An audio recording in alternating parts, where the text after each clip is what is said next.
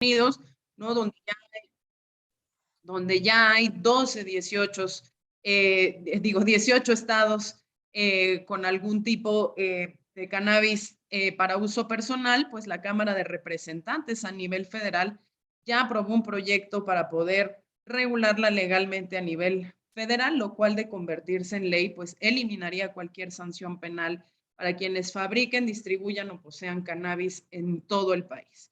Es precisamente en ese contexto en donde en México además seguimos teniendo un problema público relacionado a la prohibición de las drogas y donde además hemos tenido también discusiones importantes sobre regulación de otras sustancias, no solo de cannabis, como por ejemplo el tema de amapola, con 10 iniciativas que entre 2014 y 2019 ya se presentaron en el Congreso de la Unión, que queremos dar esta discusión. Entonces, nuevamente, sean bienvenidas, bienvenidos a este espacio. Yo quisiera darle la palabra no solo a uno de los cómplices más hermosos que hemos tenido en este trabajo por mejorar y reformular la política de drogas en México, mi colega Steve Rolls de Transform Drug Policy Foundation, sino sin duda alguna, una de las mentes más claras sobre la regulación de los mercados de drogas que ha tenido la oportunidad también de ser un asesor invaluable para distintos gobiernos en el mundo, no solo en América Latina, sino también en Europa y Asia. Steve, bienvenido. Thank you for being here with us today, and the floor is all yours. Thank you. Thank you. Gracias, Lisa. Thank you for the opportunity to join you all today and to open this forum, or this week of forums. Thank you, Lisa, and Senator Mercado and Mariana and all of the other guests. My apologies for not speaking in Spanish. I am learning Spanish, but I'm not quite good enough yet. Duolingo has not got me to the stage where I can really present in Spanish quite yet, but I will be able to be there soon. As Lisa said, my name's Steve Rolls. I'm from the Transform Drug Policy Foundation in the UK.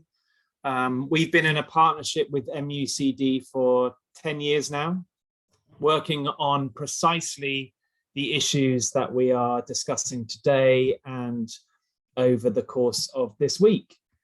The debate in Mexico has moved enormously in the last 10 years, in the political sphere, in the media, amongst the public and civil society.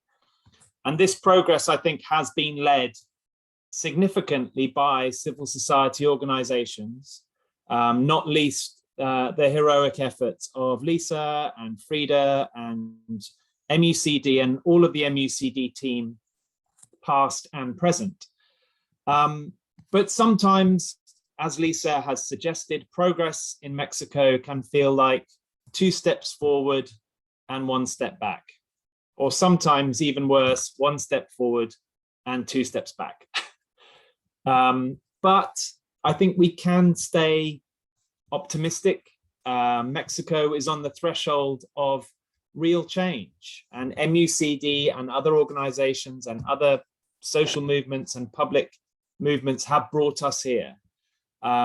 We've reached a tipping point in the public debate, and it's vital that as these reforms approach, whether it's decriminalization, which we're discussing today, or cannabis legalization tomorrow, or reforms of the opium poppy later in the week, it's vital that we do them right.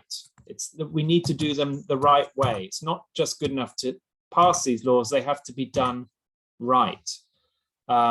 Because the reality is... Porque la realidad es que estas reformas se pueden hacer bien o mal. Y si se hacen mal, entonces no todos los beneficios completos se van a ver realizados y entonces va a haber algunas consecuencias que no estaban contempladas y definitivamente se va a perder oportunidades y la parte de justicia. Y es por eso que este debate público en MUCD facilita en foros justo como ese es tan importante para poder aprender tanto de la experiencia internacional y local y también para compartir conocimiento e ideas. Y necesitamos asegurarnos de que los legisladores sigan estando bajo escrutinio a lo largo de todo el proceso de diseño y que las claves, las voces de las personas clave y las partes interesadas también se están escuchando y tienen este papel para poder llevar a cabo ese proceso. Específicamente las voces de las personas que han tenido el mayor impacto debido a los fallos que ha habido con la guerra en contra de las drogas. Entonces, pues bueno, próximamente en la semana vamos a estar viendo también algunas o más allá de estas reformas, también por supuesto una visión de cambio a largo plazo, y el jueves estaremos en una sesión para explorar algunas de las ideas de regulación y bueno, en una nota optimística probablemente también después ese resultado de Colombia definitivamente pues sí, creo que es algo importante tomar en cuenta. Entonces es importante tener este optimismo y bueno, pues yo espero que este foro permitir que tenga ese cambio tan importante. Muchísimas gracias y estoy ansioso de escuchar todo lo que tienen que decir. Regreso contigo, Lisa, o más bien Mariana. A mí me toca el honor y el placer de entregarle la moderación de esta primera sesión a mi querida amiga, colega, conductora Mariana Hernández Carrillo de Foro TV y N+. No me quiero ir o darles la palabra sin agradecerles enormemente a Adriana Muro, a Juan Fernández, a Cristina Reyes y a la senadora Patricia Mercado por estar aquí. Tenemos, yo creo que una serie de panelistas espectaculares. Muchísimas gracias. Y en esa feliz nota, reconocer además lo importante que ha sido el liderazgo de las mujeres y de las mujeres jóvenes como Frida, como Cristina, como Adriana, que hoy en día pues ya tomaron la batuta y van a seguir sin duda alguna el trabajo que otras mujeres nos abrieron brecha y nos siguen acompañando. Entonces, sin más, querida Mariana, la mesa es toda tuya. Muchas gracias, querida Lisa. Hola a todas, todes. Me siento muy honrada de poder moderar esta mesa y retomando esto último que dice Lisa, pues acompañada de unas mujeres tan inteligentes y con el papel que han tenido para la regulación de las drogas en México como ustedes. Así que pues primero decirles que qué placer y qué honor y qué responsabilidad poder moderar esta mesa. Agradecerle desde luego la invitación a México Unido contra la Delincuencia y a ti, querida Lisa. Y bueno, pues eso, creo que tendremos ya mucho que debatir y reflexionar. Es una gran oportunidad para hablar sobre la política de drogas en México, pero sobre todo la reformulación de una política nacional y, como bien dice el título de este foro, pues las alternativas al prohibicionismo. Y creo que podremos tomar pues varios puntos de vista a considerar, desde luego considerándolo como un tema de salud pública, pero también como un tema de justicia y de seguridad para nuestro país y con lo que ya ha significado el camino que tenemos con la cannabis como un ejemplo, ¿no? Para poder hablar de este tema. Pero sin más preámbulo, pues voy a presentar a la mesa a las panelistas y el panelista que nos acompaña en el día de hoy. Nos acompaña Juan Fernández. Él es oficial de campañas y comunicaciones del Consorcio Internacional sobre Política de Drogas. Dirige el desarrollo de la campaña Support, Don't Punish y trabaja en estrecha colaboración con el jefe de investigación y comunicaciones para mantener y expandir los canales de comunicación de la organización. Bienvenido, Juan. Un placer, Mariana. Nos acompaña también Adriana Muro. Ella es abogada mexicana por la Universidad Iberoamericana de la Ciudad de México, con maestría en Derechos Humanos y Democratización de la Universidad Externado de Colombia. Tiene más de 10 años de experiencia en organizaciones de la sociedad civil en México y también en Colombia. En 2014 fundó Elementa Derechos Humanos, una organización con sede en Bogotá y en la Ciudad de México, que busca a través del uso creativo del derecho aportar a la garantía de los derechos humanos en la región, específicamente en el área de política de drogas. Coordina proyectos de la mano de colectivos, organizaciones e instituciones del Estado para la creación de escenarios jurídicos viables y el desarrollo de investigaciones y estrategias de incidencia nacional e internacional para visibilizar los efectos de la guerra contra las drogas y transitar hacia una política respetuosa de los derechos de las personas. Y desde el año 2017, ella es la directora ejecutiva de dicha organización. Muy bienvenida, Adriana. Muchas gracias. Nos acompaña también Cristina Reyes, abogada senior de México Unido contra la Delincuencia. Ella es licenciada en Derecho por el Centro de Investigación y Docencia Económicas, el CIDE, y especialista en Sistema Acusatorio en México por la Escuela Libre de Derecho. Anteriormente, Cristina trabajó en el litigio estratégico de casos de niños víctimas del delito en la Oficina de Defensoría de los Derechos de la Infancia.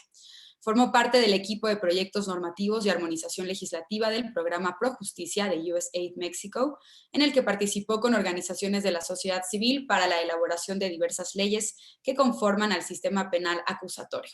Además, se desempeñó como especialista en género en este programa para la incorporación de la perspectiva de género en el sistema de justicia penal acusatorio. Cristina, ¿cómo estás? Muy bienvenida. Hola Mariana, un gusto. Y también nos acompaña, y es para mí un placer también presentarla y que esté con nosotras hoy, la senadora Patricia Mercado. Como ustedes ya saben, ella es activista y feminista que ha trabajado durante toda su vida por las libertades, los derechos laborales y de las mujeres. En 2006 fue candidata presidencial por el Partido Alternativa Socialdemócrata y Campesina. En 2014 fue secretaria de Trabajo y Fomento al Empleo de la Ciudad de México y encabezó la Secretaría de Gobierno de la Ciudad de México de julio de 2015 a febrero de 2018. Muy bienvenida, senadora. Tenemos tu micrófono todavía. Ya, gracias Mariana por la presentación y por la invitación. Ya te escuchamos muy bien. Bien, pues comencemos con la discusión, si les parece. Bienvenidas y bienvenidos de regreso, de nueva cuenta. Me gustaría empezar, creo que pues yéndonos por lo más general e ir atendiendo los distintos ángulos que este foro tenemos la oportunidad de abordar. Entonces, Juan, si te parece, me gustaría empezar contigo y planteando una pregunta sobre la mesa. El por qué es primero importante, ¿no? Creo que a veces se ha utilizado esto ya como en este ámbito, pues algo muy normalizado de hablar la importancia de descriminalizar el uso de drogas, pero para todas las personas quienes nos ven, creo que es muy importante puntualizar la importancia, el por qué es importante descriminalizar el uso de drogas y de qué experiencias también podríamos aprender, Juan.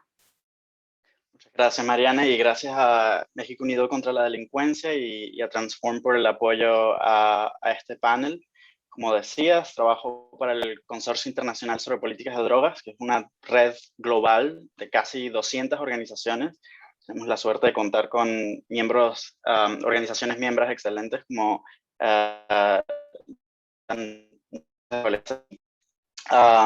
y estamos presentes en casi 75 países. Y lo que nos une es la idea simple que las políticas de drogas deben de estar fundamentadas en los derechos humanos y promover la justicia social.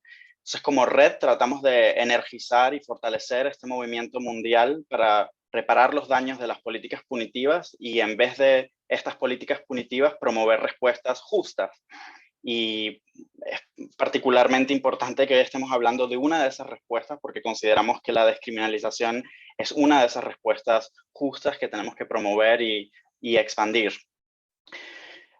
Y se trata de un tema fundamental también por su envergadura. Tenemos que considerar que alrededor del mundo, 1 de cada 5 personas está privada de su libertad en relación al uso y posesión, en relación a delitos relacionados a las drogas. Y de ese 1 de cada 5, 21%, al menos 21%, en relación al uso y a la posesión.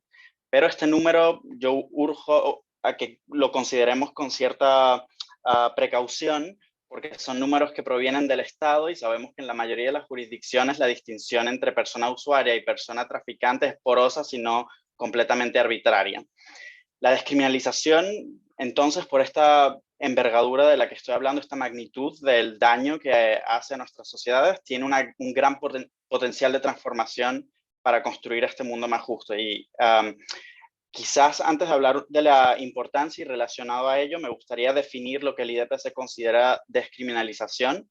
En esencia, se trata de remover o abolir respuestas penales por actividades relacionadas al uso de drogas. Por ejemplo, la posesión y el cultivo para uso personal, pero también la posesión de materiales para consumo, entre otras conductas. Para el IDPC hay un modelo de referencia, un modelo que llamamos el estándar de oro de la descriminalización y e involucra 6 componentes. Primero, el fin de todo tipo de sanciones, tanto penales como administrativas, para las actividades relacionadas al uso de cualquier sustancia. Segundo, la promoción del acceso voluntario a servicios de salud, de reducción de daños y otros servicios sociales. Tercero, el involucramiento efectivo de las personas usuarias de drogas en el desarrollo, la puesta en marcha y la evaluación de estos sistemas. Cuarto, la eliminación de los antecedentes penales y medidas de reparación para las personas afectadas, obviamente en relación a las conductas que se descriminalicen. Quinto, la puesta en marcha de programas de educación y de sensibilización para que las autoridades públicas sepan asegurar el cumplimiento de las políticas de descriminalización. Y sexto, que se reasignen los recursos públicos hacia programas y servicios que busquen promover la salud y los derechos. Por ejemplo, el acceso a la vivienda, al empleo, a la reducción de daños. Urge decir de una que si bien hay modelos en el mundo que se acercan o comparten ciertas de estas características, no hay ninguna jurisdicción en el mundo que ha logrado establecer este modelo de referencia al que apuntamos. Entonces sería precioso que México tomara la oportunidad para convertirse un líder en este sentido. Entonces, ahora que hemos definido un poco cuál es nuestro norte, me gustaría hablar entonces, como decías, por qué es importante tener este norte. Y a la base se trata de reconocer y subvertir y reparar el impacto destructivo que la violencia estatal ha tenido y tiene sobre la vida de las personas usuarias. Todo contacto entre las autoridades policiales y las personas usuarias de drogas es una oportunidad para abusos de autoridad y para violencias. Y estos abusos recaen sobremanera sobre personas que ya de por sí están en la mirilla de distintos sistemas de violencia y de opresión. Y luego, si se generan antecedentes penales luego de ese contacto con la policía, esto se convierte en un lastre para la vida que tiene implicaciones duraderas en términos de acceso a la educación, al empleo, a la vivienda, a veces en algunas jurisdicciones a migrar, o sea, a viajar, a conducir un automóvil, a votar. Las consecuencias son significativas y de gran peso. Entonces, la descriminalización lo que busca es romper con estos ciclos de exclusión y castigo y construir comunidades incluyentes y respetuosas donde quien necesite apoyo puede recibirlo. Es una respuesta entonces pragmática, solidaria y basada en la evidencia. Además de ello, hay otra razón de importancia para la descriminalización y es que busca eliminar obstáculos que son creados por la criminalización en términos de acceso a sistemas de cuidado. Con ello me refiero a la salud pública, pero también a intervenciones comunitarias. ¿Cómo esperamos que las personas que tienen relaciones dificultosas con su uso de droga accedan a servicios si al mismo tiempo pende sobre ellas la espada de Damocles del castigo y la criminalización? Entonces, no se trata de crear servicios de manera nominal, sino que hay un acceso efectivo, que las personas en verdad puedan acceder a estos programas. No solo que existan, sino que haya confianza en que se puedan acceder a ellos con seguridad. Otra razón de importancia es que hay que recordar que la criminalización tiene un costo material. Las interpelaciones, los arrestos, el procesamiento penal, el encarcelamiento conlleva costos astronómicos. Entonces, la descriminalización no solo implica una reducción directa de estos costos, sino que también hay evidencia de que sugiere ahorros en términos indirectos, por ejemplo, al sistema de salud. Y podemos hablar un poco por qué es el caso, pero tiene que ver con atajar los problemas antes de que se empeoren o desarrollen hacia peor. Y esto, a su vez, a través de estos ahorros, permite financiar servicios, apoyar a las comunidades, como decía antes, con el modelo de referencia. Y finalmente, es importante porque la criminalización no es un mecanismo disuasorio a pesar de que se nos vende como tal. Hay estudios bastante claros en Europa, por ejemplo, sobre la ausencia de relación entre el nivel de represión y la prevalencia o lo común de la posesión y el uso de drogas. Entonces, la criminalización es una política que arriesga y arruina la vida de las personas sin razón alguna. Es un sinsentido y lo ha sido desde mediados del siglo pasado porque es otra cosa que hay que recordar. Es un experimento, es una excepción en la historia humana, más bien criminalizar y penalizar y castigar este tipo de castigos. Se reconoce cada vez más, no solo por nosotros en la sociedad civil y redes comunitarias, sino también después de años de incidencia y de movilización, también por autoridades nacionales, regionales e internacionales. Entonces, por ejemplo, en 2018, el Políticas de Drogas que se compromete a promover alternativas al castigo, incluyendo la descriminalización de actividades relacionadas al uso de drogas. De la misma manera, en 2021, los países, la comunidad internacional aprobó una declaración política sobre el VIH-Sida que hace un compromiso para acabar con todas las leyes punitivas y discriminatorias que creen obstáculos para la implementación de políticas relacionadas al VIH-Sida, y se incluye la descriminalización de las personas usuarias de drogas en este paquete. Y por último, quería mencionar solo que el antiguo presidente de la Junta Internacional de Fiscalización de Estupefacientes, la JIFE, que es la autoridad que se encarga de monitorear la implementación de los tratados internacionales sobre drogas, ha dicho que la descriminalización está permitida por los tratados internacionales. Entonces no solo es sumamente importante y no hay ninguna razón para mantener la criminalización, sino que además desde el punto de vista de legitimidad y de ética, no hay ningún obstáculo para implementar descriminalización, no hay ninguna razón tampoco para perpetuar la criminalización. Entonces, hablamos un poco de la importancia, un poco de la base normativa. Otra cosa que preguntabas, Mariana, era cuáles son algunos de los aprendizajes, y me parece útil en este sentido.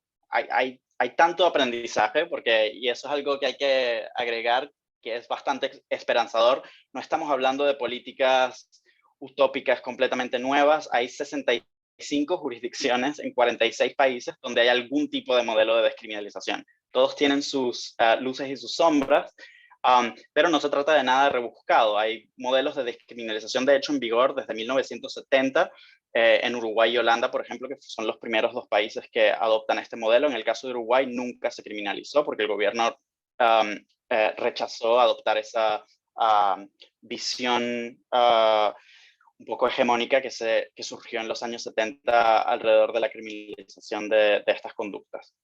No tenemos tiempo para discutir minucias de estas 65 jurisdicciones, pero entonces me parece interesante que, viendo la tipología de estos modelos, veamos qué funciona y qué no, qué funciona mejor y qué funciona peor. Entonces, una de las cosas que podemos tener en cuenta es cuál es el fundamento legal de estos modelos. En algunos casos, estos modelos no están codificados en la ley, la criminalización se continúa en la ley, pero no se aplica. Es lo que se llaman modelos de facto. Son modelos que consideramos son problemáticos porque rara vez involucran la participación comunitaria, generan incertidumbre legal porque no están codificados y pueden prestarse para abusos porque dependen de la discreción policial para su aplicación. Entonces, de facto, en general, pese a que hay países donde funcionan relativamente bien, como es el caso de Holanda, no es un modelo que recomendemos. La alternativa son modelos de jure, modelos que están codificados en la ley, y es lo que consideramos preferible. Algunos de estos modelos surgen por decisiones judiciales de las altas cortes, y Elementa, por ejemplo, ha hecho un trabajo de referencia regional fantástico sobre la jurisprudencia de las altas cortes en relación a esto. El problema de este tipo de modelos es que pueden generar resistencias por parte del Poder Ejecutivo o su no traducción a la ley escrita por parte del Poder Legislativo, que es lo que sucede, por ejemplo, en Argentina. Y esto genera contradicciones en términos de implementación, porque si bien puede existir una sentencia de una alta corte que especifica que se debe adoptar la descriminalización, en la realidad no se aplica. Yo creo que los colegas mexicanos pueden encontrar paralelos con su situación actual. Y del otro lado del espectro, entonces, de los modelos de jure, tenemos modelos que han sido adoptados de manera intencional, tanto por gobierno como por el Poder Legislativo, y el caso estrella es el caso portugués, que ya tiene casi 25 años de haber sido formulado, y fue un proceso intencional de reforma judicial y del sistema sanitario, con una consulta pública. Fue un modelo basado en las necesidades del momento que fueron identificados a través de esta consulta pública, y yo creo que esa intencionalidad es parte de sus éxitos. Entonces, abordar estos procesos de manera intencional y de manera clara sobre la ley, me parece que es uno de los aprendizajes que hemos tenido durante estos tiempos, pese a que políticamente encuentro, es evidente que hay obstáculos en términos de lograrlo. Un segundo aspecto de la tipología es qué actividades se descriminalizan. Usualmente hablamos del uso, de la posesión de equipo, del cultivo, de la compra y también de compartir o regalar. Una vez más, en esto hay que enfocarse en cuáles son los objetivos de la descriminalización. ¿Buscamos simplemente modificar la ley o lo que buscamos es de verdad promover la salud y el bienestar de las personas usuarias de drogas y por tanto de nuestras comunidades en general? Si consideramos que es lo segundo, promover el bienestar, pues el objetivo debe ser considerar todas las actividades que sean pertinentes, adoptar una visión amplia de las conductas a descriminalizar. En España, por ejemplo, hay lo que se llama la doctrina del consumo compartido, que posibilita regalar o compartir pequeñas cantidades, además de cultivar en asociación. Es el caso de las asociaciones cooperativas de cannabis, que usualmente se les llama clubes sociales del cannabis, son asociaciones cooperativas, y están permitidas por esa doctrina del consumo compartido. Luego, la coalición Decrim Done Right, que es como decriminalización bien hecha, es una coalición de organizaciones de la sociedad civil en Canadá, ha producido unos principios que buscan incluir también en la lista de actividades el microtráfico por necesidad. Y es un recordatorio, yo creo, del hecho de que la mayoría de personas que están involucradas en el detal, o sea, en la oferta minorista de drogas, lo hacen por una cuestión de supervivencia y no podemos olvidarnos de eso al momento de formular políticas públicas. Finalmente, creo que tengo que agregar una advertencia en relación a, en algunos países, en algunas jurisdicciones, se hacen distinciones entre dónde sucede la actividad, si se hace en el espacio público o en el espacio privado. Esto parece inicialmente una cuestión de sentido común, pero es un poco más complicado que esto, porque luego tienes países que sancionan duramente las actividades en el espacio público, como es en el caso español, donde, por ejemplo, un caso de reincidencia, un segundo o un tercer caso de uso en el espacio público acarrea multas de hasta $32.000. Y para poblaciones que hacen vida en la calle, como habitantes de calle, personas que hacen trabajo sexual en la calle, una multa de ese tipo es básicamente una sentencia de cárcel, porque ¿quién que está basado en la calle puede pagar una multa de ese tipo? Entonces, entendemos que hay que encontrar soluciones para que el espacio público sea accesible a todos, eso es natural, pero lograrlo es un trabajo complicado y no podemos depender en sanciones y en el castigo solamente como la única manera de dirimir el acceso al espacio público. Entonces, otro aprendizaje es pensar eso con muchísimo cuidado. Tercer aspecto de la tipología es cuál es el alcance de la descriminalización. Y esto es bastante complejo porque hablamos de cómo distinguir qué actividad está relacionada al uso y qué actividad no está relacionada al uso. Algunos países adoptan umbrales cuantitativos, es decir, cantidades predeterminadas que sirven de estándares para el sistema penal, pero los umbrales son un arma de doble filo, porque por un lado pueden ser muy útiles para las autoridades públicas, pero por otro lado quiere decir que si se establecen muy bajos, puede producirse un fenómeno que llamamos net widening, o sea, de expansión de la red, de que más personas resulten interpeladas o en contacto con las autoridades policiales. Entonces, Columbia Británica, por ejemplo, que hace 2 semanas obtuvo una exención del gobierno federal para no aplicar la criminalización para cantidades menores a 2.5 gramos, obviamente es un paso en la dirección correcta, pero nuestros colegas dicen, tenemos un problema de dependencia y de muertes por sobredosis. Aquí 2.5 gramos en verdad es algo que fácilmente una persona usuaria puede usar en 2 días. Entonces, si la policía va a comenzar a usar esos 2.5 gramos como estándar, pudiese al final terminar encarcelando aún más gente o procesando penalmente aún más gente. Otra cosa que hemos aprendido y que tenemos que ver con mucho cuidado cuando lo apliquemos.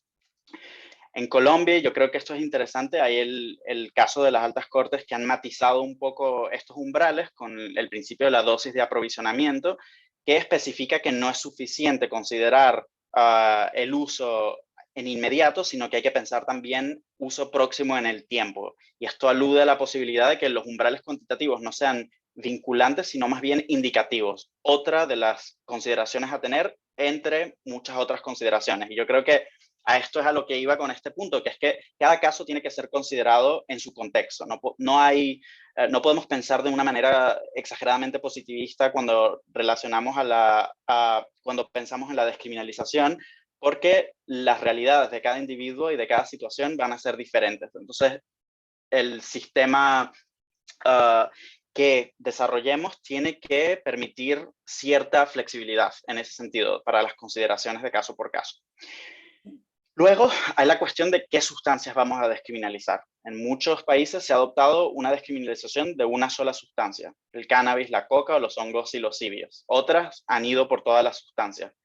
El problema con ir de sustancias específicas por sustancias específicas es que comenzamos a hacer distinciones entre drogas que están más basadas en ficción y en percepción que en realidad. Y creamos una especie de jerarquía de qué usuarios de drogas son legítimos para no recibir castigo. Y sobre todo es que la descriminalización no está pensada en relación a la peligrosidad percibida o no de las sustancias. Es una manera, es un reconocimiento de que la intervención policial o legal punitiva es dañina. Entonces, no es la relación entre peligrosidad y descriminalización es una relación espuria que no debería concernir un proceso de descriminalización, pese a que entendemos que a veces hay oportunidades y ventanas de oportunidades que se abren y que no podemos rechazar. Ya casi termino. Un quinto aspecto es las respuestas al constatarse un hecho descriminalizado. Y aquí esto quizás lo más importante porque es donde la mayoría de los modelos fallan. Porque la mayoría de modelos insisten en retener sanciones administrativas, que van desde multas, como hablaba antes en el caso español, pasando por tratamiento obligatorio. Algunos sistemas como en Rusia mantienen la privación de libertad de tipo administrativo. Y yo creo que tenemos a veces el reflejo de pensar, bueno, es una cuestión administrativa, no es tan grave como una cuestión penal, pero es al fin y al cabo un tipo de castigo. Y ya hablamos de antes que no hay relación entre castigo y prevalencia. Entonces, retener estos castigos, ¿para qué? O sea, si el objetivo en verdad es promover el bienestar y la salud de las personas usuarias y de nuestras comunidades, ¿para qué retener el uso del castigo para responder a una cuestión que es sobremanera de inclusión, de ciudadanía, de solidaridad? Bien. Y pues ya lo que terminaba con es que les invito a unirse a no solo a campañas como Apoya, Acompaña, No Castigue, que buscan movilizarnos en colectivo para promover una visión basada en la descriminalización y en la reducción de daños de las políticas de drogas, sino también a informarse. El IDPC tiene una librería, un acervo de literatura sobre descriminalización que en su mayoría proviene de nuestras organizaciones miembros, y les invito a chequearlos y a estar en contacto. Muchísimas gracias. Muchas gracias, Juan. Pues muy valioso todo el aprendizaje que nos compartes sobre otros modelos en el mundo, cómo es que todavía no hay este modelo jurídico idóneo, ¿no? Ideal, con los elementos que ponías tú sobre la mesa. Y creo que algo que comentabas me da pie para preguntarle ahora, si te parece, Adriana, pues en este modelo de Iure, ¿no? que habla Juan, pues todos los elementos que hay que considerar y cómo se ha ido país por país, desde luego, dependiendo de cada jurisdicción, pues moldeando la parte judicial, pero también a veces en contradicciones con el legislativo. Y esto, claro, que me recuerda al caso mexicano y a los mandatos que la Suprema Corte de Justicia de la Nación ha hecho precisamente al Poder Legislativo para específicamente pues regular el uso de cannabis en México. Y en ese sentido creo que la cannabis ha sido pues una sustancia de referencia para, digamos, comenzar a descriminalizar el uso y posesión de drogas. Y hago énfasis, Adriana, y me gustaría que lo comentáramos también, en el tema de qué es lo que se tiene que pues regular, y no solamente el uso, sino también la importante parte penal, que es la posesión y el delito de posesión de cannabis. Y en ese sentido, quisiera preguntarte, ¿cuál ha sido el papel o qué papel ha tenido la promoción del dictamen de cannabis en México para pues, ser la causa más amplia de la descriminalización? Muchas gracias, Mariana. Otra vez gracias a Transform, a México Unido, también por insistir y no desistir en esta conversación de la reforma a la política de drogas en México. Pues yo, para contestar esa pregunta, creo que hay que recordar en qué consiste el delito de posesión simple de drogas en México y cuáles son sus consecuencias para el respeto y la garantía de los derechos de las personas usuarias y en general para las personas que han sido afectadas por la política de prohibición, ¿no? Este delito está previsto en 2 leyes, en la Ley General de Salud, en el Código Penal Federal, y es esta conducta por la cual una persona puede ser detenida, procesada o privada de la libertad por poseer una sustancia psicoactiva, aun y cuando no se pueda comprobar que esa posesión es para fines de comercialización o venta. Si eres persona usuaria, tienes que demostrarle ante la autoridad penal que eres una persona usuaria y va a ser un ministerio público, una autoridad meramente penal que no tiene ningún tipo de conocimiento en materia de salud pública, quien decida si te deja libre y además te remite con una autoridad de salud por considerarte farmacodependiente, es decir, no hay una distinción entre consumo problemático o no problemático, o si sigues un proceso penal, ¿no? Ese es el delito que en este momento tenemos en nuestro ordenamiento jurídico. Ahora, ¿por qué este delito es innecesario y es detonador de violaciones a derechos humanos? Pues primero lo innecesario, que también es bastante peligroso porque es cómo utiliza también el Estado este delito para mostrar resultados de esta guerra fallida en la que llevamos más de 15 años. Innecesario porque la misma ley también prevé el delito de posesión con fines de venta, donde una persona puede ser detenida, procesada y privada de la libertad cuando se comprueba que esta persona tiene la intención de comercializar la sustancia o la droga que se encuentra en posesión. ¿Quién tiene la carga de la prueba? Las autoridades. Por tanto, es muchísimo más fácil procesar a personas por posesión simple que por posesión con ánimo de venta. Aquí también es importante señalar que estos 2 delitos de posesión entran dentro de una misma, digamos, bolsa de delitos, de una figura que se llama narcomenudeo. Entonces, si nosotros nos vamos a las cifras oficiales, vamos a ver que hay muchas personas privadas de la libertad y que las autoridades están persiguiendo a personas por delitos de narcomenudeo. Pero si uno hace una revisión de las cifras, va a ver que la mayoría de las personas que son detenidas y son procesadas es por el delito de posesión simple. Y les pongo 2 ejemplos como para ilustrar lo que acabo de decir. Por ejemplo, según el censo del INEGI de 2019, el 82% de las carpetas de investigación que se habían abierto eran por delito de posesión simple, pero se muestran dentro de la categoría de delitos de narcomenudeo.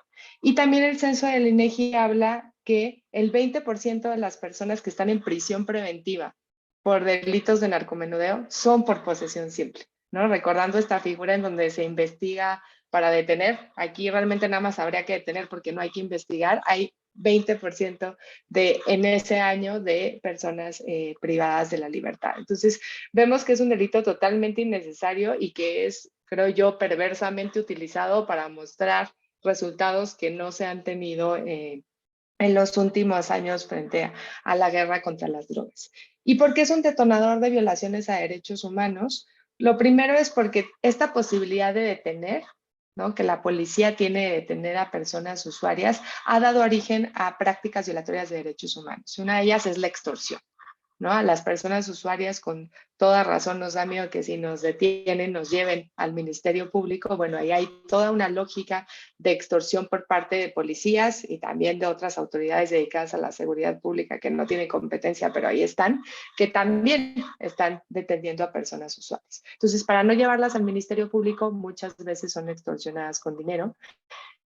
Y además, son víctimas de violaciones a derechos humanos. En Elementa, junto con Reverdecer, hace un año, un par de años, hicimos una encuesta en donde identificábamos que por lo menos el 80% de las personas habían sido víctimas de violencia psicológica, de violencia física o incluso de violencia sexual, en su mayoría los casos de violencia sexual dirigidos a mujeres por parte de las policías. Si bien muchas de las personas no llegan al Ministerio Público, ya dentro del Ministerio Público también hay violaciones a derechos humanos y también vemos casos de siembra de sustancias psicoactivas.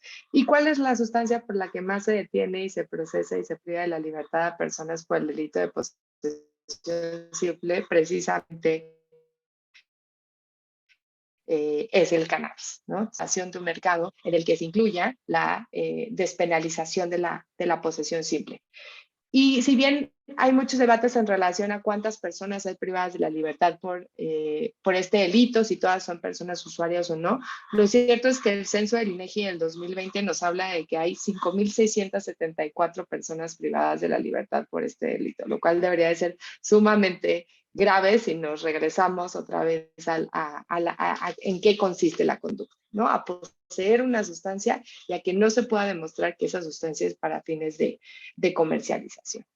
¿Qué hemos visto con las iniciativas? ¿No? Vemos decenas de iniciativas pasadas en los últimos años, con toda una creación de una industria y de un mercado y de un beneficio directo a las empresas, y que la industria del cannabis va a traer muchos beneficios económicos para el país, pero no vemos iniciativas en donde se derogue este delito de posesión simple de sustancias psicoactivas, y en este caso de cannabis. Recordemos también que pues quienes apostamos por una reforma a la política de drogas con enfoque de derechos humanos, entendemos la regulación como una garantía de no repetición, ¿no? Queremos evitar que se sigan repitiendo las vulneraciones a derechos humanos que ha dejado la prohibición.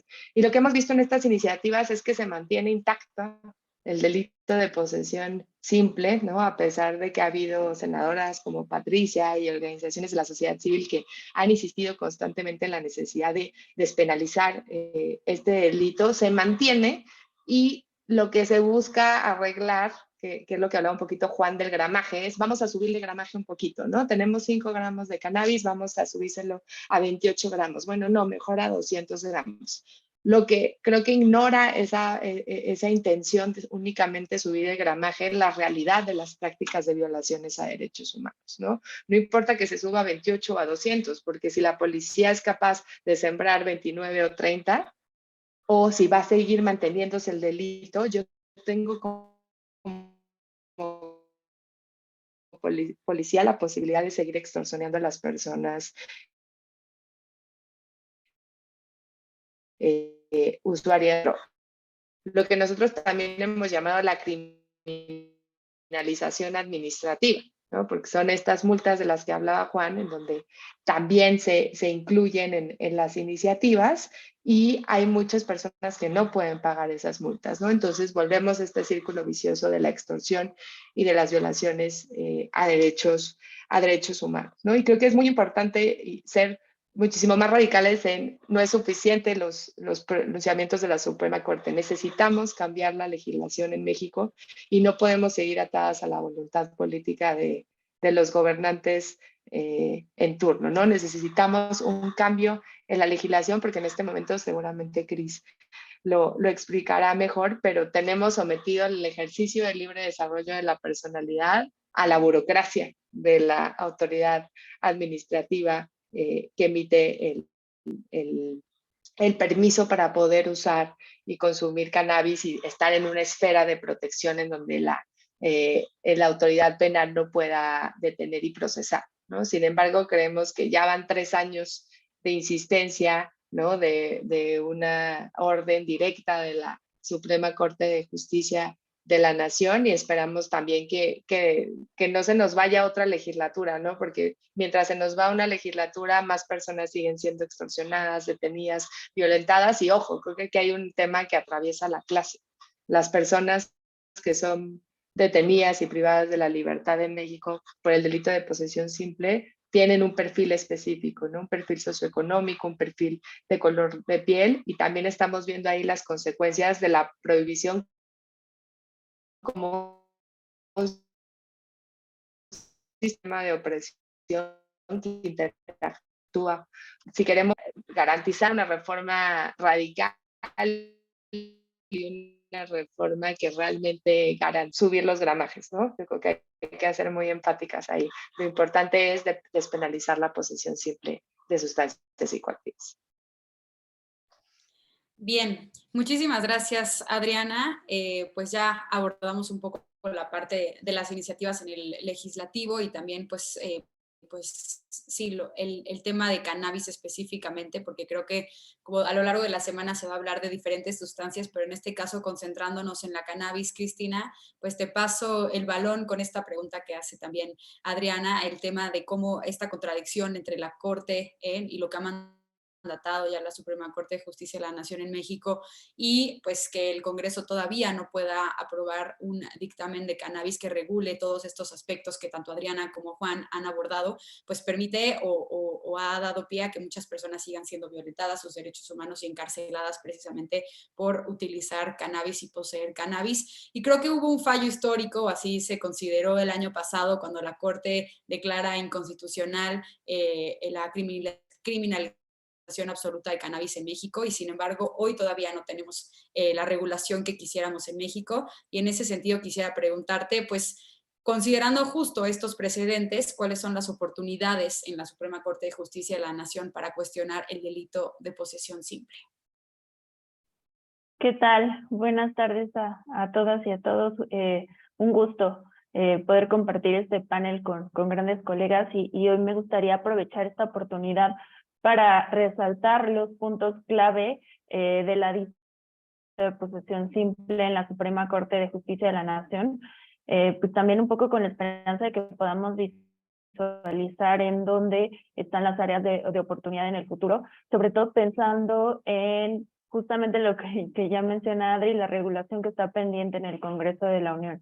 Entonces, lo primero es señalar que las leyes de protección de la salud respecto al consumo de drogas han cambiado mucho en por lo menos los últimos 20 años y, por supuesto, en materia penal, la regulación de las modalidades de los delitos contra la salud también ha variado. En un primer momento, en el Código Penal Federal se previó la necesidad de sancionar determinadas conductas relacionadas con el narcotráfico, así como las afectaciones a terceras personas bajo la premisa de la protección a la salud pública. Y anterior a la reforma de 2009, el artículo 195 del Código Penal Federal establecía el tipo penal de la posesión simple de narcóticos, haciendo la especificación de no proceder en contra de quien se encontrara en posesión de algún narcótico en cantidad que pudiera entenderse como destinada a su consumo personal, además de que el artículo 199 excluía de la pena a las personas farmacodependientes. Y bajo esta regulación normativa se desarrolló una muy importante línea jurisprudencial en la Suprema Corte de Justicia que amplió la protección de la salud personal a favor de quienes poseían narcóticos para su uso o consumo personal. De ahí que sin desconocer la salud pública como un bien jurídico tutelado penalmente para diversos casos, pues lo relevante para este supuesto fue dar prevalencia a la salud personal de quien había poseído narcóticos para sí y no para afectar a otras personas. En el amparo directo en revisión 1492-2007, la Corte señaló que bajo el supuesto de consumo personal se debía de aplicar lo que se conoce como excluyente del delito. Esto quiere decir que la conducta no debe considerarse como sancionable por el sistema penal. Entonces, se conocía que el proceso penal no era la vía que requería un narcótico para su adicción, ¿no? También una visión un poco sanitarista que se va a cuestionar también más adelante. Entonces, pues siguiendo esta línea argumentativa, la primera sala, en otra contradicción de tesis, la 50 de 2008, determinó además que no solo no se está cometiendo un delito al poseer un narcótico para consumo personal, sino que además se deben de atender las circunstancias personales de la persona detenida sin el uso de una lista tasada ni de dosis establecidas previamente. Sin embargo, pues como consecuencia, esto le otorgaba a la autoridad judicial penal una amplia discrecionalidad para resolver sobre las excluyentes del delito para la posesión de narcóticos, pues bajo este supuesto del consumo personal. No obstante, con la reforma de 2009 se adicionó a la Ley General de Salud un capítulo denominado Delitos contra la Salud en su modalidad de narcomenudeo, introduciendo lo que se conoce como la tabla de orientación de dosis máximas de consumo personal e inmediato. Y en esta tabla se señalaron tipos de narcóticos y dosis como limitaciones para que la posesión pueda ser considerada de consumo personal e inmediato. Esto, por supuesto, generó un cambio muy restrictivo en cuanto al consumo y la farmacodependencia como un excluyente del delito. Pasamos de un sistema abierto en el que la autoridad jurisdiccional se encargaba de valorar libremente esa calidad de la persona conforme a las circunstancias del caso, y se pasó a otro en el que se sujetan a un sistema cerrado y tasado para el consumo personal y la farmacodependencia, conforme el cual el legislador tiene previamente la última palabra de manera general, de manera abstracta e impersonal, de acuerdo al narcótico y a la dosis que realmente se fijó de manera muy arbitraria. Y pues como consecuencia la Corte tuvo que cambiar sus criterios y señaló que los narcóticos y cantidades que no están previstos en la tabla de la Ley General de Salud pues no pueden considerarse para consumo personal inmediato, y entonces pues no se les puede aplicar esta exclusión del delito. Sin embargo, en 2015, la primera sala resuelve el amparo directo en revisión 4371/2013, adoptando una nueva reflexión y reconsidera que la posesión de narcóticos conlleva también la posibilidad de que se puedan actualizar otras hipótesis eventuales que excluyan el delito.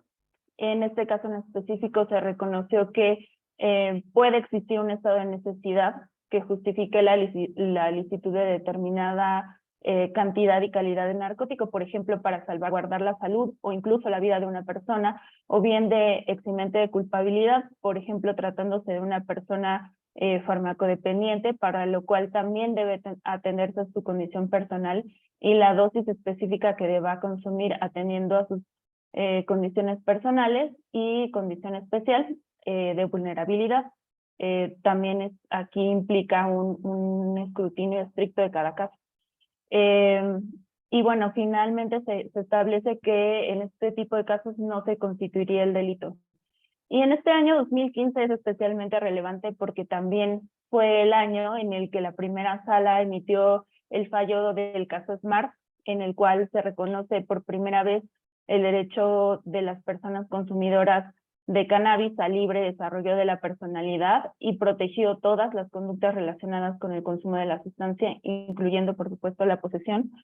Y de 2015 a 2018 se asumieron los 5 fallos necesarios para crear la jurisprudencia que ahora obliga a COFEPRIS a emitir las autorizaciones de uso personal y adulto de cannabis, y que al menos en teoría protegerían a las personas consumidoras de la intervención del sistema penal. Como ya lo adelanta Adri, la verdad es que COFEPRIS ha utilizado todo su aparato burocrático para impedir la emisión de estos permisos. Sigue siendo prácticamente imposible obtener un permiso de cannabis sin el acompañamiento, sin la asesoría legal específica, y por supuesto que sigue siendo poco accesible para las personas que no tienen los recursos económicos necesarios. Y pues a pesar de estos cambios realmente relevantes empujados por la Suprema Corte de Justicia de la Nación, respecto al reconocimiento de que la penalización de la posesión sin fines de consumo y suministro no ha sido realmente tan arriesgada, ¿no? Como que se ha contenido bastante. En 2019 la Corte resolvió 2 casos de posesión simple que fueron promovidos por 2 personas que fueron sentenciadas por ese delito de posesión simple de cannabis en Yucatán. De hecho, la Defensoría Pública de Yucatán fue quien litigó estos casos, y fue la primera vez que se intentó invocar el derecho al libre desarrollo de la personalidad de las personas consumidoras de esta sustancia. Y en uno de estos casos, la ministra Norma Piña presentó un proyecto que fue rechazado por la primera sala, en el cual hace por primera vez un análisis de los principios penales constitucionales que son transgredidos por este delito, básicamente haciendo referencia a la proporcionalidad de sancionar con prisión una conducta que no necesariamente transgrede los derechos de terceras personas. Y como mencioné, este proyecto fue rechazado por los ministros de la primera sala, y en su lugar se aprobaron 2 proyectos en los que en su lugar se consideraron las características personales de las personas que solicitaron el amparo y se les consideró como personas farmacodependientes, por lo que consideraron que debería aplicarse el excluyente del delito. Y bueno, a la par, En 2018, México Unido contra la Delincuencia asumió la defensa de Edgar, un joven de 20 años que fue detenido en Iztapalapa y fue vinculado a proceso por la posesión de más de 5 gramos de cannabis. Nosotros consideramos que resultaba excesivo y desproporcional que se detenga y encarcele personas que portan cannabis sin la intención de venta o de suministro específicamente, y litigamos este caso en juicio de amparo hasta llegar a la Suprema Corte de Justicia.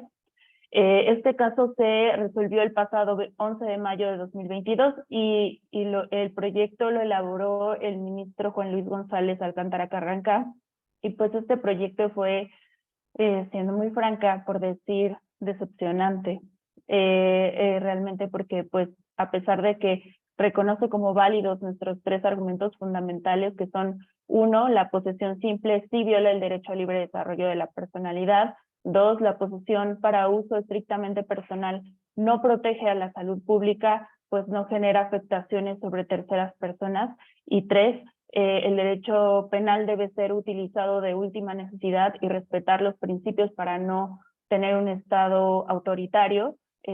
Sin embargo, pues en lugar de llegar a la conclusión lógica de declarar inconstitucional el delito de posesión simple y de responder a la pregunta constitucional que nosotros planteamos, el proyecto optó por analizar si el monto establecido como límite máximo para considerar como personal el consumo de cannabis, establecido en el artículo 478 de la Ley General de Salud, es constitucional. Es decir, sin argumentar realmente por qué el delito de posesión debe persistir, opta por eliminar el límite de la cantidad por la cual se considera que la cannabis es para uso personal e inmediato, lo cual no es que estemos en contra de eso, pero ese no es realmente el factor determinante por el cual las personas consumidoras de cannabis son criminalizadas. No andaré mucho en eso porque creo que Juan ya lo explicó y Adri también ya lo explicaron mejor que yo.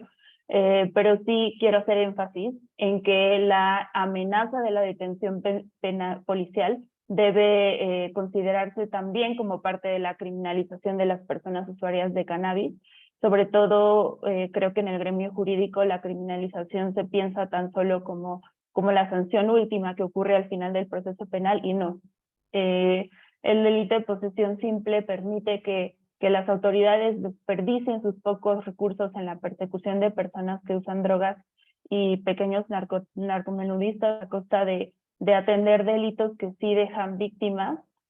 Permite también que policías y ministerios públicos justifiquen detenciones arbitrarias y extorsionen a personas detenidas, y que alguien pueda ser procesado por llevar una cantidad de drogas sin que las autoridades investiguen y prueben que realmente cometió un delito.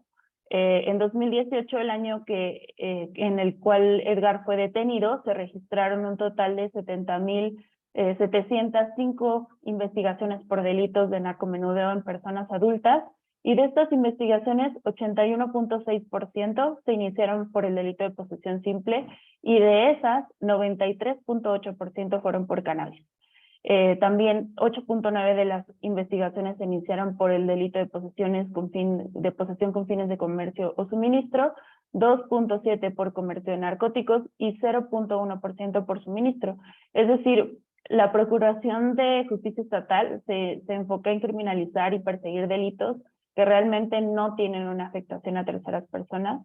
Esta solución por la cual se decantó la primera sala no eliminó la posibilidad de detenciones arbitrarias, ni tampoco atiende la tercera variable que determina la procedencia de la exclusión del delito, que prevé la Ley General de Salud, que es la ubicación geográfica, ¿no? De acuerdo con este artículo que les menciono, para que el Ministerio Público pueda determinar el no ejercicio de la acción penal, la persona debe ubicarse fuera del radio de 300 metros de centros educativos, asistenciales, policiales o de reclusión al momento de su detención.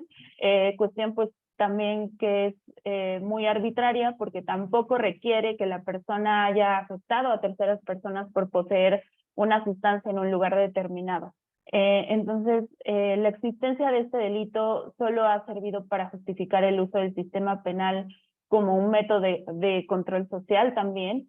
Como ejemplo más reciente también tenemos lo reportado por Manatí MX, que dice que en Puebla, los operativos policiales en los cuales se detiene a la mayoría de las personas por el delito de posesión simple están focalizadas en colonias identificadas por la Secretaría de Economía del Gobierno de Puebla como colonias con un grado muy bajo de oportunidades para sus habitantes, debido a la poca cobertura de servicios de salud, el bajo nivel de escolaridad, de ingresos y de gastos. Y bueno, también en un país en el que ocurren más de 35,000 homicidios al año y que abren más carpetas de investigación por el delito de posesión simple que por homicidio, pues podemos afirmar que el sistema de justicia se está distrayendo y realmente se utiliza solo para la represión de las libertades individuales. Y por esta razón creo que es urgente no solo declarar la inconstitucionalidad del delito de posesión simple, sino también eliminar este delito por completo de la legislación penal, porque solo así permitiremos que los recursos policíacos se enfoquen en atender la crisis de violencia que atraviesa nuestro país y vamos a poder garantizar el ejercicio libre de los derechos de las personas que consumen no solo cannabis, sino cualquier droga, ¿no? Solo para cerrar, quiero nuestro objetivo como Estado, ¿no? Es terminar con el negocio ilegal de las drogas, perseguir con personas consumidoras es un verdadero despropósito. Muchas gracias.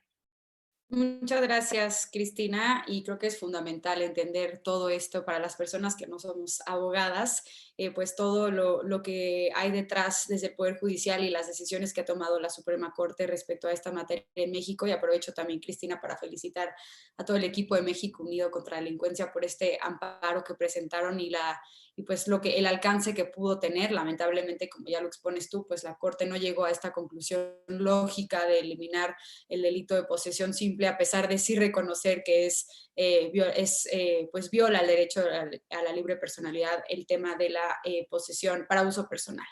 Pero esto me da pie también para la última, pues nuestra última panelista, la senadora Patricia Mercado, antes de entrar a la ronda de preguntas y también para que ustedes puedan exponer brevemente las reflexiones finales y las conclusiones.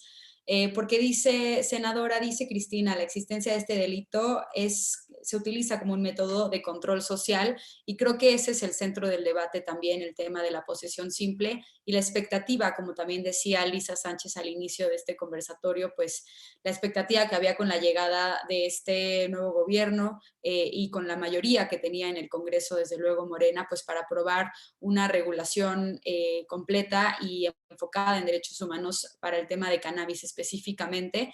¿Cómo ve usted, cómo ves tú, Patricia, pues las posibilidades en el Congreso y cómo podrían las autoridades promover este tipo de reformas? Y desde luego la pregunta central creo que es si existe la voluntad política o no para ellas.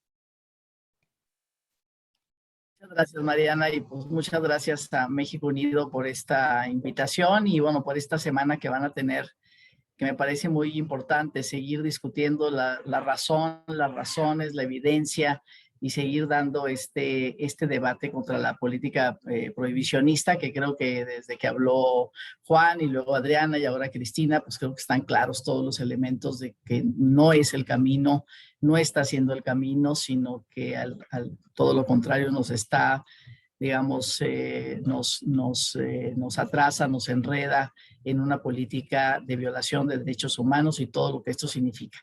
Me parece muy importante cuando se hablaba digamos, cuando abrieron este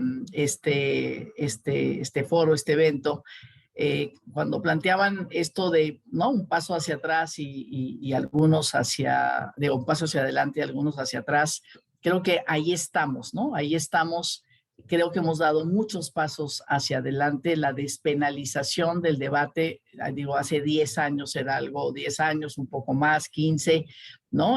Simplemente ni siquiera se podría hablar de esto. Era absolutamente exótico, era absolutamente fuera de lugar el hablar de una política alternativa a la política prohibicionista, y me parece que eso ya en el país está roto, digamos, a lo largo y ancho, organizaciones de la sociedad civil, esta interpelación permanente que ya nos hablaba mucho Cristina al Poder Judicial, ¿no? Y también, como se dice, a punta de sentencias ir ganando espacios, un Congreso donde el debate está, ¿no? Está ya muy establecido, por lo menos en términos de debate, no está escondido abajo de la mesa, está de manera muy clara. El tener aquí en el Senado, afuera del Senado, este plantón de consumidores, ¿no? Como un acto de protesta, y que, bueno, pues que efectivamente los tomadores de decisión, los políticos, las políticas, podamos ver este plantón sin que nadie, bueno, no nadie, pero digamos en general no hay algún planteamiento de quitar este plantón, de reprimir este plantón, sino más bien tomarlo como parte de la falta en la que está el Congreso, mientras digamos, mientras no haya una regulación, pues obviamente que estas protestas se van a manifestar aquí y en otras partes del país, que ya sabemos que están sucediendo este tipo de acercamientos por parte de consumidores. Entonces me parece que, decía, pues hemos avanzado. A mí me gusta mucho, digamos, en estos 3, casi 4 años, de decir, estamos más cerca que lejos de poder descriminalizar y de poder regular de otra manera. Yo, sinceramente, cuando llegué aquí como senadora hace casi 4 años, sí pensé que estábamos mucho más cerca de lo que pues es la realidad, ¿no? Lo que es la realidad en este momento, porque ante la pregunta directa, Mariana, de ¿hay voluntad política? Mi respuesta es: no hay voluntad política de la coalición gobernante ni de la coalición mayoritaria ligada en el Congreso, ligada, digamos, a una posición de otras propuestas o otros grupos políticos parlamentarios que, por supuesto, están totalmente en contra, sobre todo del Partido de Acción Nacional. Entonces, no hay voluntad política y, bueno, más o menos me explayaré sobre el asunto. Y una de las cosas que me parece importante, porque sí ha habido una discusión entre legisladoras como yo y organizaciones de sociedad civil, México Unido, Regulación por la Paz, ¿cuáles son los mínimos de una buena regulación? O sea, ¿cuál es el mínimo que tendríamos que decir? Si este mínimo no existe, voy a votar en contra, aunque sea una ley que camina, digamos, hacia adelante en la descriminalización, ¿no? O sea, ¿cuáles son esos mínimos? Ustedes han hablado desde que iniciamos el tema de la posesión simple, ¿no? Entonces puede ser, el mínimo es o se despenaliza totalmente la posesión simple o no hay o sea, una legislación que avance, ¿no? Esto que decía el ponente al principio, no me acuerdo cómo es, Steve, en el sentido de decir, hay legislaciones que no sirven, hay legislaciones que es mejor que no estén, ¿no? Entonces me parece que esa discusión es importante en términos, porque me parece que la despenalización de la posesión simple, pues sí está siendo un debate y más que un debate, creo que por lo menos en este momento, de aquí a que se acabe este sexenio y este Senado y esta última legislatura en la Cámara de Diputados y Diputadas, no se va a despenalizar. Si hay algún tipo de regulación, no va a ser la descriminalización total de la posesión simple, sino efectivamente el tema de gramaje, ¿no? Entonces me parece que eso tenemos que hablarlo muy directamente, muy honestamente, para finalmente poder tomar decisiones frente a lo que, pues frente a posiblemente, ¿no? Antes que termine, que decía, puede haber alguna cuestión. Yo quería, bueno, primero, no sé si Adriana estará de acuerdo conmigo, pero me parece muy importante lo que pasó en Colombia este fin de semana, ayer. O sea, este presidente, digamos, este presidente y esta vicepresidenta han dicho que su propuesta totalmente es acabar el enfoque prohibicionista. Los voy a citar: un modelo fracasado, debe ir hacia el país, o sea, Colombia debe de ir hacia un nuevo paradigma en el que no se criminalice a los productores.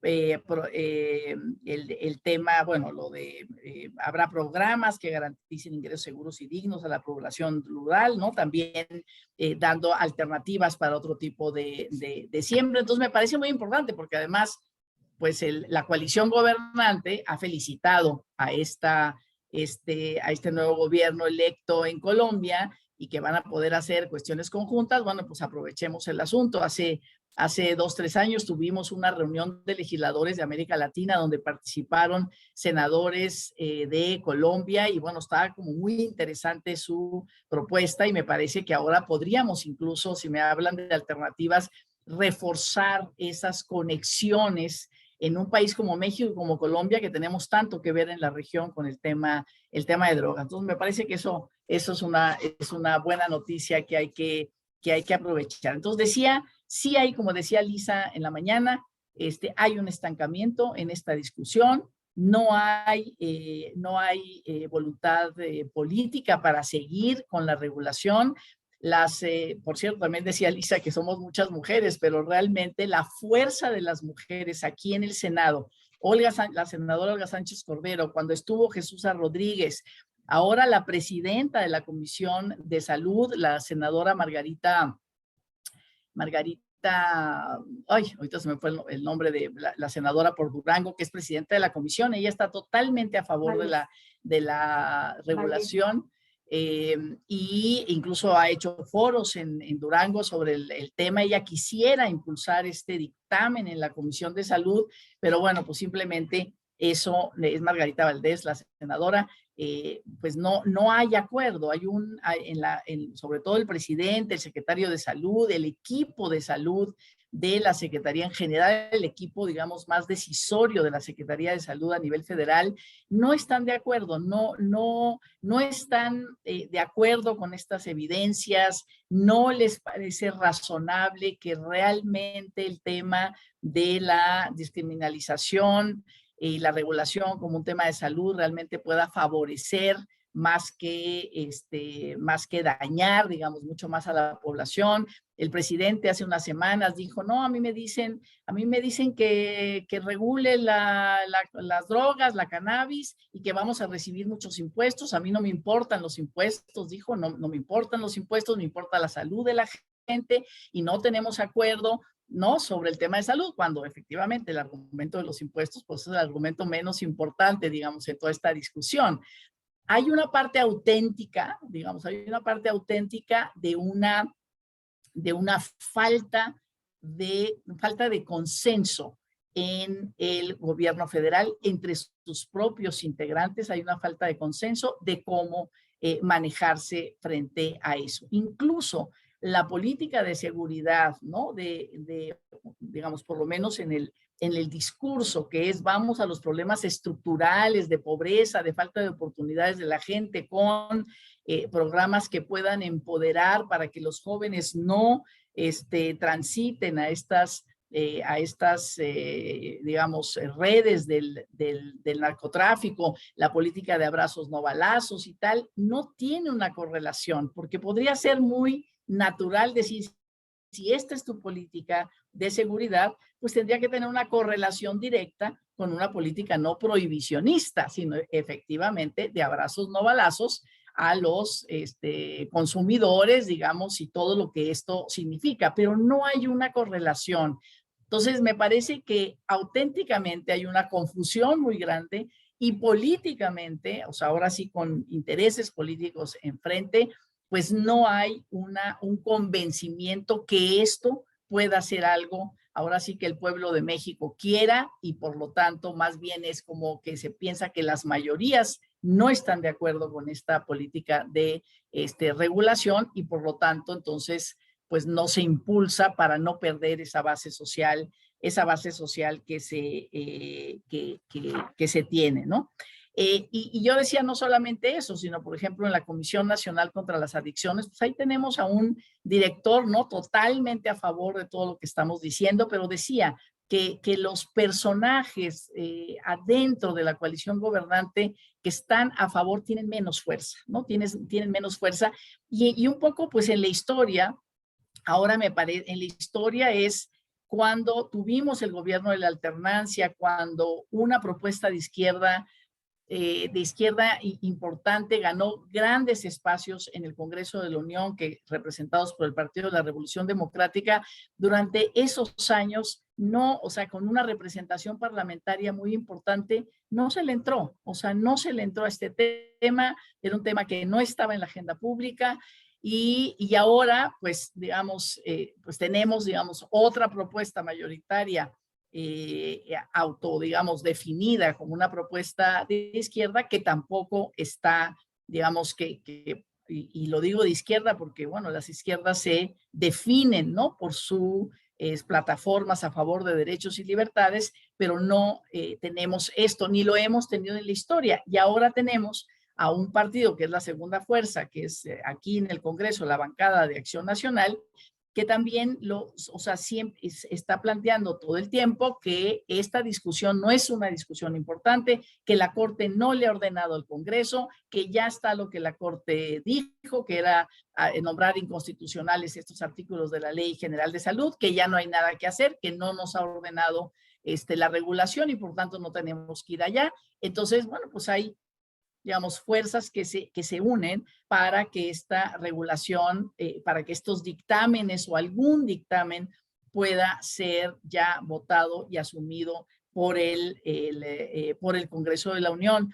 Y me parece que con la discusión sobre que no la hemos tenido aquí en el Congreso todavía, digo, en el Pleno, en el tema de la prohibición de vapeadores, los argumentos para prohibir los vapeadores son argumentos, digamos, que están haciendo que todo el sector, digamos, más progresista a favor de la regulación caiga en estos argumentos de es que prohibimos los vapeadores porque tenemos que alejarlos de los niños y las niñas y nuestros adolescentes y esto es un problema muy grave, ¿no? Cuando la discusión de los sectores más en contra de la legalización o de la regulación hablan sobre esto. Precisamente sus argumentos en tribuna son no podemos regular el cannabis porque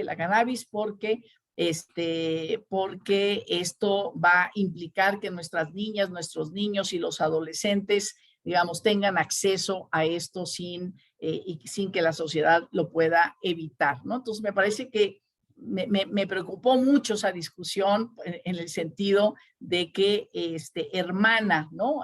Argumentos en contra de la regulación porque tiene que ver con niños, niñas, como si no estuviéramos planteando que efectivamente la regulación tiene que regular que los niños y las niñas y los adolescentes pues no tengan este acceso.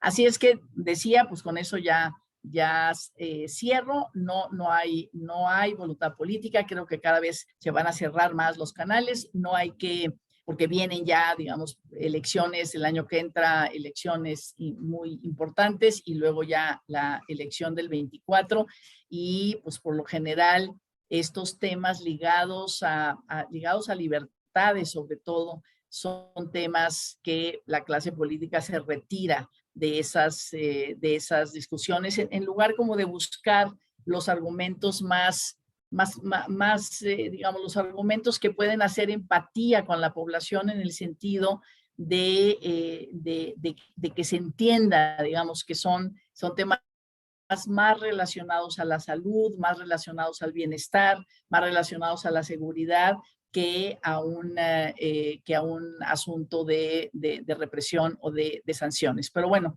pues creo que ahí estamos y qué bueno que ustedes sigan en esto. Creo que todos tenemos que seguir hasta que logremos que efectivamente del Código Penal salgan totalmente sanciones con respecto a uso de drogas y en este caso de cannabis. Y bueno, para que eso suceda, pues necesitamos regular todas las fases que hacen que un consumidor pueda tener acceso. Y pues aquí en el Congreso, en la Cámara de Diputados y Diputadas, no es agenda, no es un tema que se esté tratando, se trata un poco más aquí en el Senado, pero bueno, pues finalmente todavía no hay un acuerdo, por no decir una instrucción, digamos, un acuerdo de la coalición gobernante y la coalición mayoritaria para decir, saquen eso digamos, del cúmulo de dictámenes que no se han decidido y vamos adelante en este sentido. Y bueno, pues no estoy segura que vayamos a lograr esa voluntad antes de terminar este sexenio del Senado y este sexenio del gobierno federal. Y nada más terminó diciendo, no hay un gobernador, una gobernadora en este momento que esté planteando el tema. Tampoco, ¿no? Ni en los congresos locales, a lo mejor puede haber ahí alguien, digamos, que se distingue, pero no hay digamos, jefe de Estado en alguno de los estados de la federación que esté poniéndose al frente, que esté diciendo en mi lugar, ni siquiera en Guerrero, cuando se han planteado varias cosas con respecto a Amapola. Entonces, pues tenemos, digamos, una situación de falta de voluntad política muy grande, me parece, en el país. Muchas gracias, senadora. Pues creo que es bastante desalentador esta falta de voluntad política y esta falta de consensos, tanto en el Poder Legislativo como también lo decía usted, senadora, adentro del mismo Poder Ejecutivo con el gobierno actual. Pues primero agradecerles a los cuatro. Si les parece, podríamos pasar a la ronda de preguntas, que en realidad son bastante puntuales y creo que están dirigidas a la senadora Patricia Mercado, quien ya contestó, me parece, una aquí mismo en el chat, pero si les parece, para las personas que nos están viendo a través de Facebook es importante ponerlas sobre la mesa y las voy a ligar, si quiere, senadora, para que responda todas de una vez. Dice, para Alejandro Sierra, las comparte a través de Zoom. Para la senadora Patricia Mercado, ¿cuándo se va a retomar la discusión en la Comisión de Salud? Y después hay otra pregunta subsecuente. Los activistas tienen la siguiente pregunta. ¿Cuándo se podrá tener una reunión con los presidentes de las comisiones de Justicia, Salud y Estudios Legislativos para discutir la regulación del cannabis?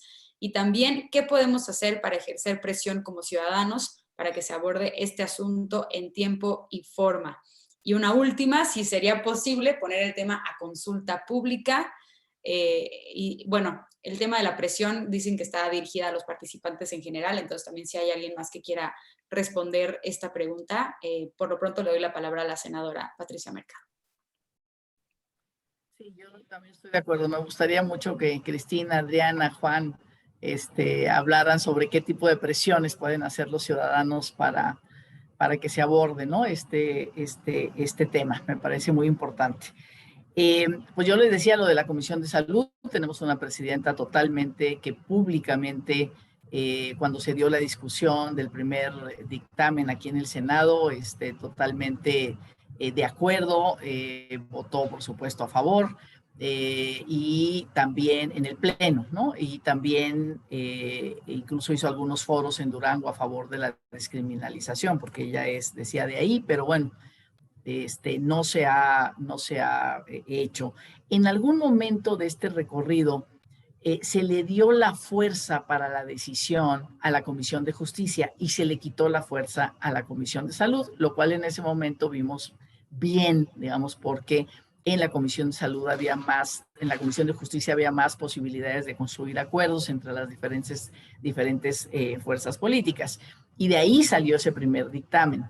Después tuvimos otro dictamen, antes que se fuera el presidente de esta comisión, que ahora es el gobernador electo de Hidalgo, dejó un dictamen porque formamos un grupo de trabajo plural. Es decir, en este momento, legislativamente, podríamos decir, no está en la Comisión de Justicia o en la Comisión de Salud la bolita. La bolita está en este grupo plural que presiden el presidente de la Comisión de Justicia y la presidenta de la Comisión de Salud, que tienen que convocarnos, y ya lo hemos dicho de muchas maneras, tienen que convocarnos para tomar una posición frente a la última propuesta de dictamen, que si estamos de acuerdo, pasaría entonces formalmente a las comisiones. Entonces existe este grupo de trabajo, pero bueno, como está presidido por la coalición mayoritaria, pues no ha habido manera que nos convoquen, por lo menos para seguir discutiendo. Y yo con mucho gusto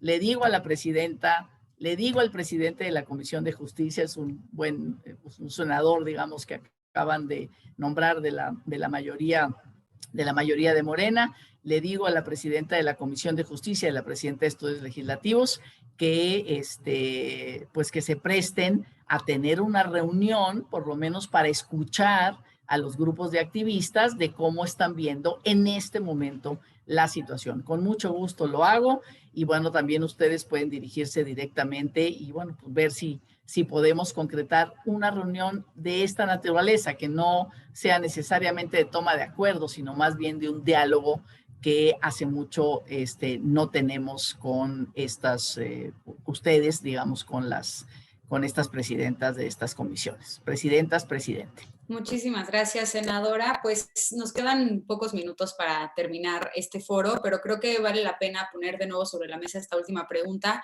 Y si les parece también un minuto para que cada quien haga una reflexión final a manera de conclusión, si quieren abordar este tema o también alguno otro. Pero lo vuelvo a poner, pues, ¿cómo podemos hacer como ciudadanía para ejercer presión para que se aborde este tema? Y si les parece, voy en el orden en el que fueron interviniendo, entonces comenzaría contigo, Juan, y también tu reflexión final. Muy brevemente, entonces, para solo retomar lo que decías sobre mi experiencia con la campaña Apoya No Castigue, que es una campaña que lidero a nivel internacional, pero que en verdad está avanzada por organizaciones sociales locales en todo el mundo. Lo primero es organizarse y desarrollar propias capacidades como comunidad para hacer demandas al poder público y ser fuertes dentro de nuestros propios espacios primero. Tener muy claro cuáles son nuestros objetivos, tener capacidad de movilización, ampliar nuestra capacidad de movilización. Luego hay una cuestión que es seguir convenciendo al público, o sea, asegurarse de que nuestros argumentos están calando. Nunca hay que pensar divorciado del proceso como político detrás de congresos y órganos de toma de poder, y la calle es el espacio público. Sí. El espacio público lo acapara todo. Y lo último era algo que decía la senadora Mercado, que es no abandonar nunca la calle y no abandonar nunca estos espacios de diálogos con las personas hacedoras de políticas públicas. Hay un ejemplo clarísimo en Ciudad de México con el Festival Apoya No Castigue, que va a festejarse una vez más este año.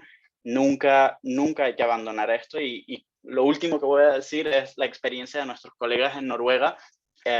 Hace 2 años tuvimos a un ministro de un partido conservador, además, diciendo en la ONU: yo por 10 años pensaba que la descriminalización y la despenalización no tenían sentido, y es gracias a ver a los colegas de la sociedad civil parados frente a mi oficina cada año por 10 años, que al final me dije, algo tendrán que decir, alguna razón llevarán. Y después de reuniones por 2 años, el Partido Conservador hizo una propuesta de despenalización que al final la tumbó un partido laborista. Pero no rendirse, porque esto es un esfuerzo de largo aliento y en algún momento la prohibición caerá. Muchas gracias. Ojalá que así sea, Juan. Le doy la palabra ahora y le paso la misma pregunta a Adriana y tu reflexión final. Pues yo 2 cositas rápido. Una, que creo que hay que seguir trabajando en el discurso. Si bien se ha ganado mucho en que la mayoría de las personas quieren la regulación del cannabis, creo que nos falta que esas personas entiendan que la regulación del cannabis debe ser con justicia social, ¿no? Entonces creo que ahí hay como un reto de insertarnos también en las lógicas de esta regulación afecta a grupos en situación de vulnerabilidad. Entonces, si se aprueba la regulación del cannabis para las grandes empresas sin generar una regulación por fuera del discurso penal, vamos a seguir afectando a las mismas personas. Y creo que para que no nos vayamos tan tristes de que no hay voluntad política, creo que vale la pena hablar de un caso en Oaxaca, en la ciudad de Oaxaca, en donde se emitió, no sé si estoy mal, pero creo que fue un decreto, en donde no se le pidió a las policías que ya no detengan a las personas usuarias de drogas, ¿no? Entonces creo que es interesante esas pequeñas, grandes victorias de, como señalaba, las policías le hicieron caso al decreto y decidieron no detener personas usuarias, porque eso también nos lleva ya a un ámbito más federal y más macro a señalar, mira, se puede, ¿no? Hay otras cosas que hacer, hay otras cosas que perseguir. Nuestro país tiene otras necesidades en materia de persecución, de violaciones a derechos humanos. Estar deteniendo personas usuarias de drogas no es la vía.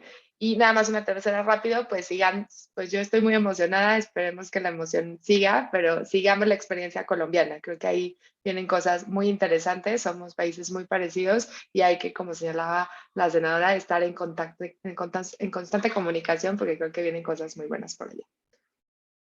Muchas gracias, Adriana. Voy ahora con Cristina. Por favor, tus conclusiones también. Claro, muy de acuerdo con lo que ya han mencionado.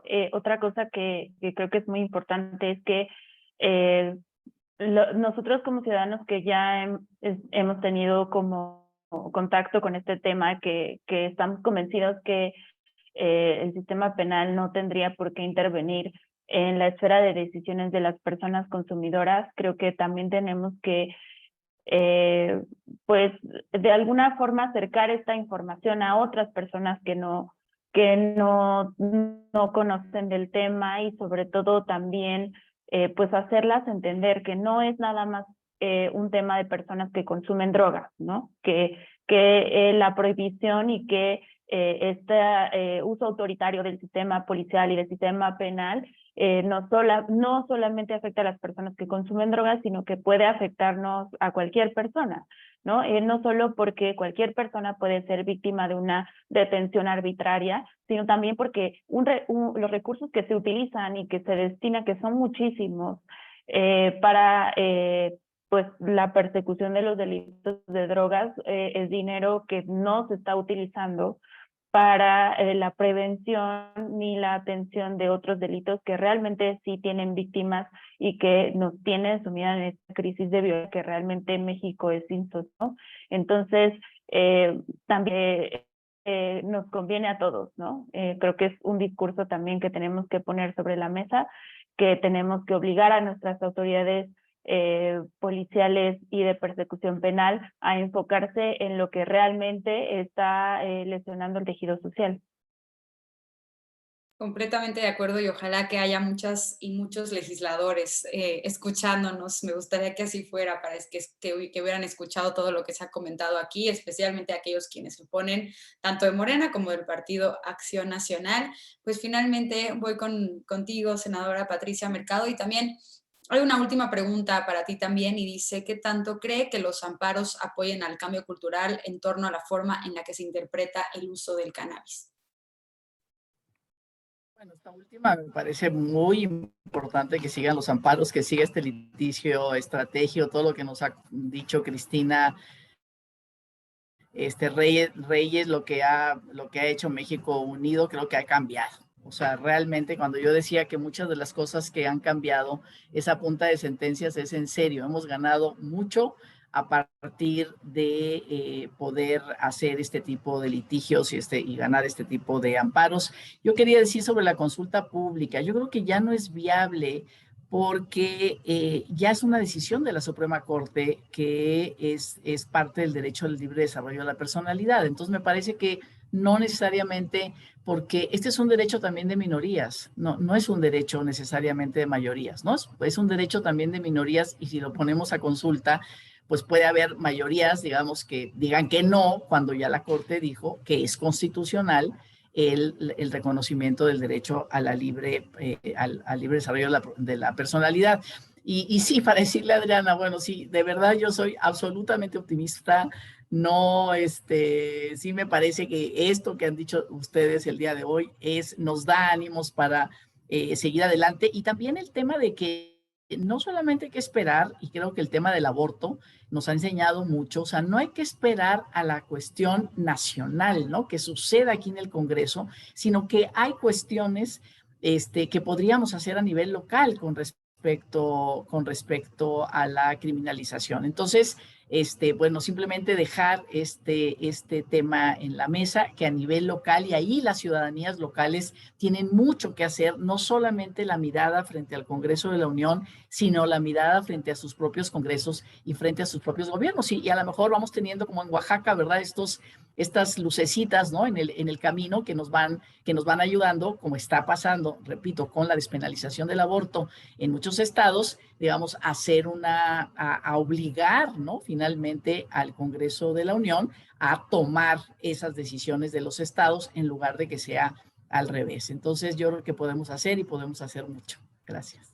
Ay, pues yo me quedo con ese optimismo y ojalá que se pueda transmitir también pues al resto de los estados, como bien dice senadora, pero sí hay una urgencia a nivel pues Congreso de la Unión, desde luego por el poder que también tienen absoluto y la responsabilidad también que tienen ante esta omisión legislativa con lo que ya ha mandatado la Suprema Corte. Pues agradecerles, con esto estamos llegando al final de este foro convocado por México Unido contra la delincuencia, reformular la política de drogas en México es posible y las alternativas al prohibicionismo. Agradecerles a cada una y uno. Gracias, senadora Patricia Mercado, una aliada en este tema. Gracias, Cristina Reyes de México Unido. Gracias, Adriana Muro de Elementa Derechos Humanos y a Juan Fernández Ochoa también por tu colaboración.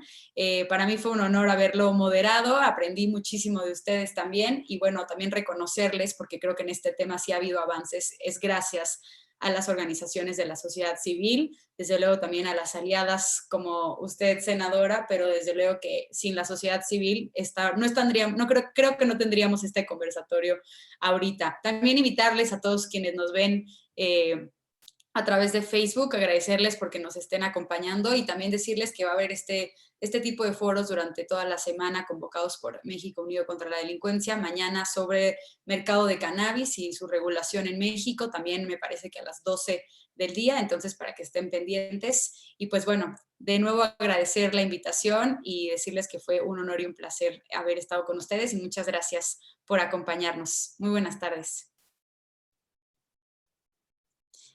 Gracias.